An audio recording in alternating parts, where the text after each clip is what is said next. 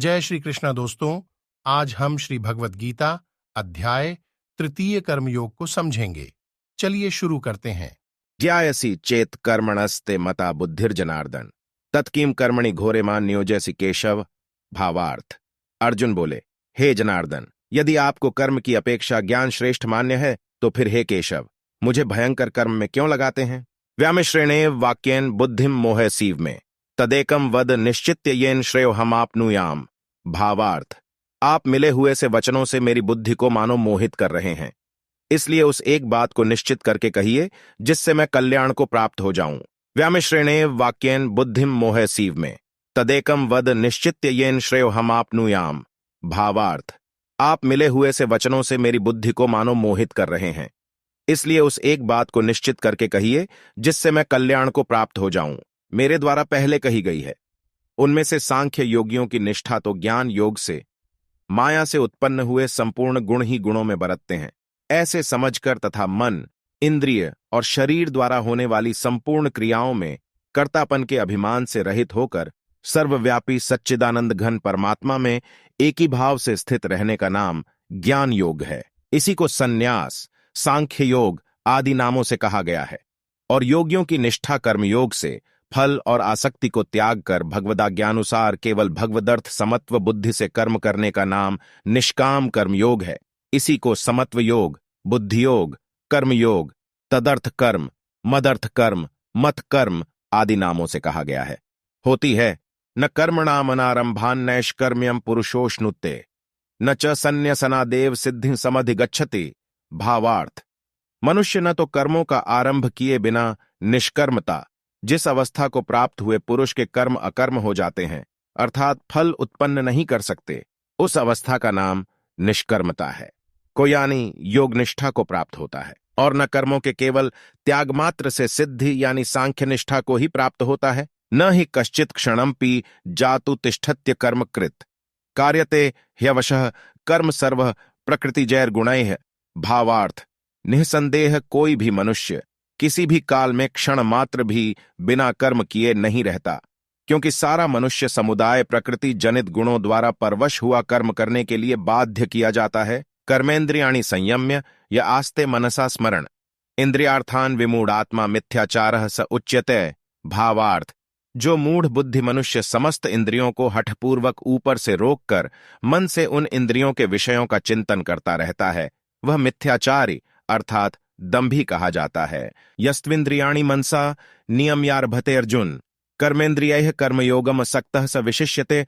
भावार्थ। किंतु हे अर्जुन, जो पुरुष मन से इंद्रियों को वश में करके अनासक्त हुआ समस्त इंद्रियों द्वारा कर्मयोग का आचरण करता है, वही श्रेष्ठ है। नियतम कुरु कर्म त्वम कर्म ज्ञायो ह्यकर्मणः शरीर यात्रापिच तेन प्रसिद्धेद कर्मणः। भावार्थ। तू शास्त्र विहित कर्तव्य कर्म कर, क्योंकि कर्म न करने की अपेक्षा कर्म करना श्रेष्ठ है, तथा कर्म न करने से तेरा शरीर निर्वाह भी नहीं सिद्ध होगा। यज्ञार्थात कर्मणोन्यत्र लोकोयम कर्म बंधन तदर्थम कर्म कौन्तेय मुक्त संघ समाचर। भावार्थ। यज्ञ के निमित्त किए जाने वाले कर्मों से अतिरिक्त दूसरे कर्मों में लगा हुआ ही यह मनुष्य समुदाय कर्मों से बंधता है। इसलिए हे अर्जुन, तू आसक्ति से रहित होकर उस यज्ञ के निमित्त ही भली भांति कर्तव्य कर्म कर। सहयज्ञा प्रजाः सृष्टा पुरोवाच प्रजापते अनेन प्रसविष्यध्वमेश वस्त्विष्ट काम धुक्। भावार्थ। प्रजापति ब्रह्मा ने कल्प के आदि में यज्ञ सहित प्रजाओं को रचकर उनसे कहा कि तुम लोग इस यज्ञ द्वारा वृद्धि को प्राप्त हो, और यह यज्ञ तुम लोगों को इच्छित भोग प्रदान करने वाला हो। देवान् भावयतानेन ते देवा भावयन्तु वः परस्परम भावयन्तः श्रेयः परम वाप्स्यथ। भावार्थ। तुम लोग इस यज्ञ द्वारा देवताओं को उन्नत करो और वे देवता तुम लोगों को उन्नत करें। इस प्रकार निःस्वार्थ भाव से एक दूसरे को उन्नत करते हुए तुम लोग परम कल्याण को प्राप्त हो जाओगे। इष्टान भोगान ही वो देवा दास्यन्ते यज्ञ भाविता तैर्दत्तान प्रदायभ्यो यो भुंक्ते स्तेन एव सह। भावार्थ।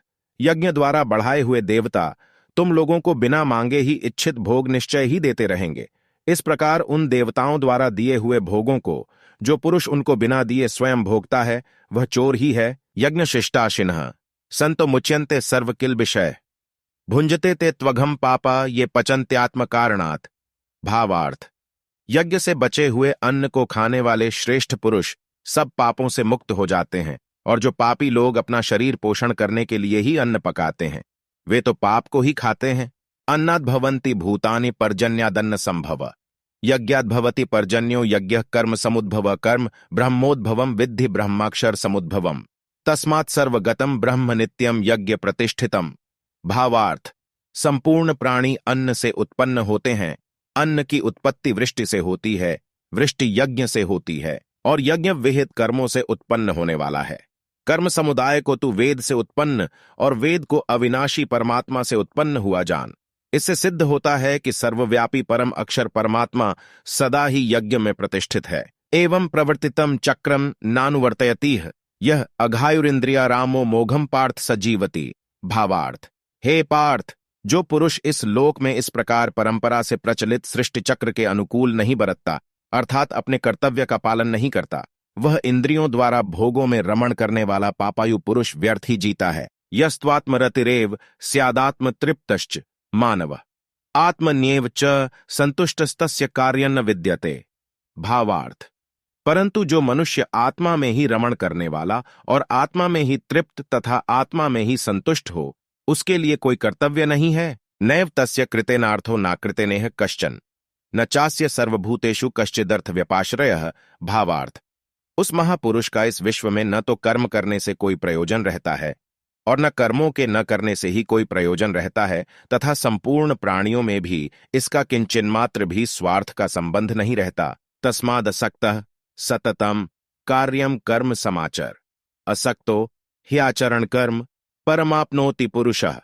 भावार्थ, इसलिए तू निरंतर आसक्ति से रहित होकर सदा कर्तव्य कर्म को भली भांति करता रह, क्योंकि आसक्ति से रहित होकर कर्म करता हुआ मनुष्य परमात्मा को प्राप्त हो जाता है। कर्मणैव हि संसिद्धिमा स्थिता जनकादय लोक संग्रह में वापि संपश्यन कर्तुमर्हसि। भावार्थ, जनकादि ज्ञानीजन भी आसक्ति रहित कर्म द्वारा ही परम सिद्धि को प्राप्त हुए थे, इसलिए तथा लोक संग्रह को देखते हुए भी तू कर्म करने के ही योग्य है, अर्थात तुझे कर्म करना ही उचित है। यद्यदाचरति श्रेष्ठस्तत्तदेवेत्रो जनः स यत् प्रमाणम कुरुते लोकस्तदनुवर्तते। भावार्थ, श्रेष्ठ पुरुष जो जो आचरण करता है, अन्य पुरुष भी वैसा वैसा ही आचरण करते हैं। वह जो कुछ प्रमाण कर देता है, समस्त मनुष्य समुदाय उसी के अनुसार बरतने लग जाता है। यहाँ क्रिया में एक वचन है, परंतु लोक शब्द समुदायवाचक होने से भाषा में बहुवचन की क्रिया लिखी गई है। न मे पार्थास्ति कर्तव्य त्रिषु लोकेषु किंचन नानवाप्तम वाप्तव्यम वर्त एव च कर्मणि। भावार्थ, हे अर्जुन, मुझे इन तीनों लोकों में न तो कुछ कर्तव्य है और न कोई भी प्राप्त करने योग्य वस्तु अप्राप्त है, तो भी मैं कर्म में ही बरतता हूं। यदि ह्यहम न वर्तेय जातु कर्मण्य तंद्रितः मम वर्तमानुवर्तन्ते मनुष्याः पार्थ सर्वशः आ। भावार्थ, क्योंकि हे पार्थ, यदि कदाचित मैं सावधान होकर कर्मों में न बरतूं तो बड़ी हानि हो जाए, क्योंकि मनुष्य सब प्रकार से मेरे ही मार्ग का अनुसरण करते हैं।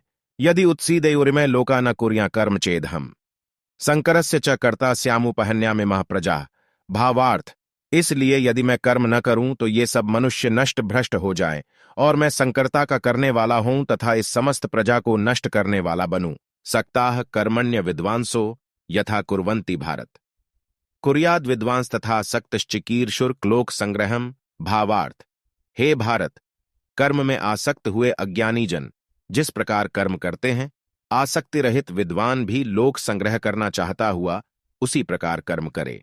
न बुद्धिभेदम जनेद ज्ञाना कर्म संयज्ञाम जोशयेत सर्वकर्माणि विद्वान युक्तः समाचरण। भावार्थ, परमात्मा के स्वरूप में अटल स्थित हुए ज्ञानी पुरुष को चाहिए कि वह शास्त्र विहित कर्मों में आसक्ति वाले अज्ञानियों की बुद्धि में भ्रम अर्थात कर्मों में अश्रद्धा उत्पन्न न करे, किंतु स्वयं शास्त्र विहित समस्त कर्म भलीभांति करता हुआ प्रकृतेः क्रियमाणानि गुणैः कर्माणि सर्वशः अहंकार विमूढ़ात्मा कर्ताहमिति मन्यते। भावार्थ, वास्तव में संपूर्ण कर्म सब प्रकार से प्रकृति के गुणों द्वारा किए जाते हैं, तो भी जिसका अंतःकरण अहंकार से मोहित हो रहा है, ऐसा अज्ञानी मैं करता हूं ऐसा मानता है, तत्त्ववित्तु महाबाहो गुणकर्म विभाग्यों गुणा गुणेषु वर्तन्त इति मत्वा न सज्जते। भावार्थ, परंतु हे महाबाहो, गुण विभाग और कर्म विभाग त्रिगुणात्मक माया के कार्य रूप 5 महाभूत और मन, बुद्धि, अहंकार तथा 5 ज्ञानेंद्रियां, 5 कर्मेंद्रियां और शब्दादि 5 विषय, इन सब के समुदाय का नाम गुण विभाग है और इनकी परस्पर की चेष्टाओं का नाम कर्म विभाग है। के तत्व उपर्युक्त गुण विभाग और कर्म विभाग से आत्मा को पृथक अर्थात निर्लेप जानना ही इनका तत्व जानना है। को जानने वाला ज्ञान योगी संपूर्ण गुण ही गुणों में बरत रहे हैं, ऐसा समझकर उनमें आसक्त नहीं होता। प्रकृतेर गुण सम्मूढ़ा सज्जन्ते गुण कर्मसु तान कृत्स्नविदो मंदान कृत्स्नविन्न विचालयेत। भावार्थ, प्रकृति के गुणों से अत्यंत मोहित हुए मनुष्य गुणों में और कर्मों में आसक्त रहते हैं। उन पूर्णतया न समझने वाले मंदबुद्धि अज्ञानियों को पूर्णतया जानने वाला ज्ञानी विचलित न करे। मयि सर्वाणि कर्माणि सन्नयस्य अध्यात्म चेतसा निराशीर्निर्ममो भूत्वा युध्यस्व विगतज्वरः।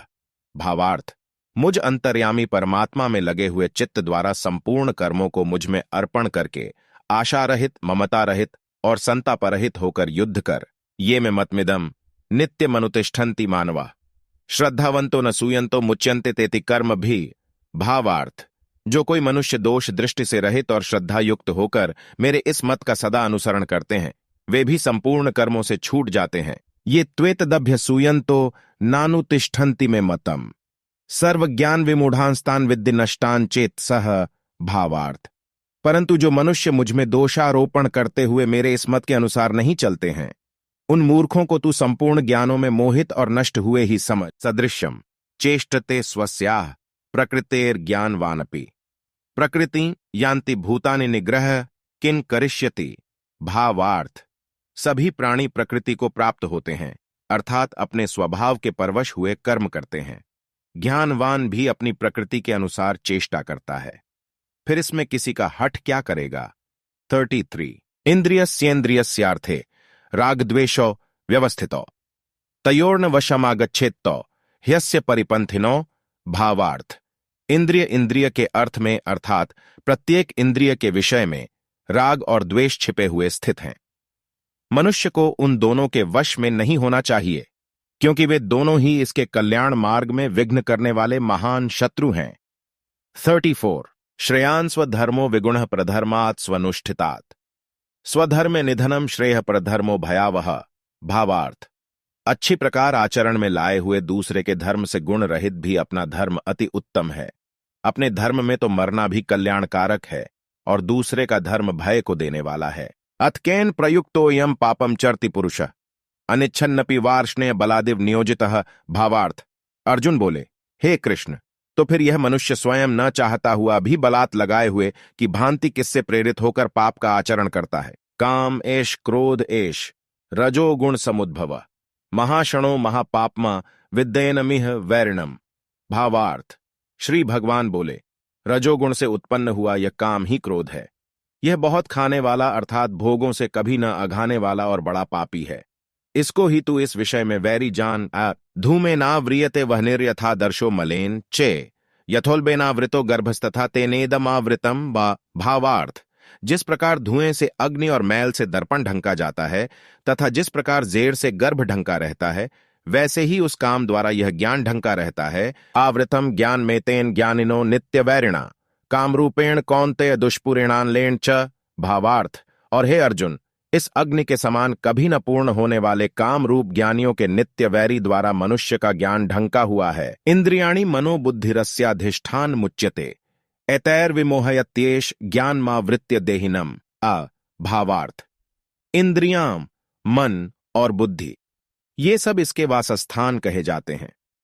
यह काम इन मन, बुद्धि और इंद्रियों द्वारा ही ज्ञान को आच्छादित करके जीवात्मा को मोहित करता है। तस्मात् तुमिन्द्रियाण्यादौ नियम्य भरतर्षभ पापमानम प्रजहि ह्येनम ज्ञान विज्ञान नाशनम। भावार्थ, इसलिए हे अर्जुन, तू पहले इंद्रियों को वश में करके इस ज्ञान और विज्ञान का नाश करने वाले महान पापी काम को अवश्य ही बलपूर्वक मार डाल। इंद्रियाणि पराण्याहुरिन्द्रियेभ्यः परम मनः मनसस्तु परा बुद्धिर्यो बुद्धेः परतस्तु सह। भावार्थ, इंद्रियों को स्थूल शरीर से पर यानी श्रेष्ठ, बलवान और सूक्ष्म कहते हैं। इन इंद्रियों से पर मन है, मन से भी पर बुद्धि है, और जो बुद्धि से भी अत्यंत पर है वह आत्मा है। एवं बुद्धेः परम बुद्धवा संस्तभ्यात्मानमात्मना जहि शत्रु महाबाहो कामरूपम दुरासदम। भावार्थ, इस प्रकार बुद्धि से पर अर्थात सूक्ष्म, बलवान और अत्यंत श्रेष्ठ आत्मा को जानकर और बुद्धि द्वारा मन को वश में करके, हे महाबाहो, तू इस कामरूप दुर्जय शत्रु को मार डाल। जय श्री कृष्णा दोस्तों, मिलते हैं फिर आपसे श्री भगवद गीता के अगले अध्याय ज्ञान कर्म संन्यास योग के साथ। जय श्री कृष्णा दोस्तों।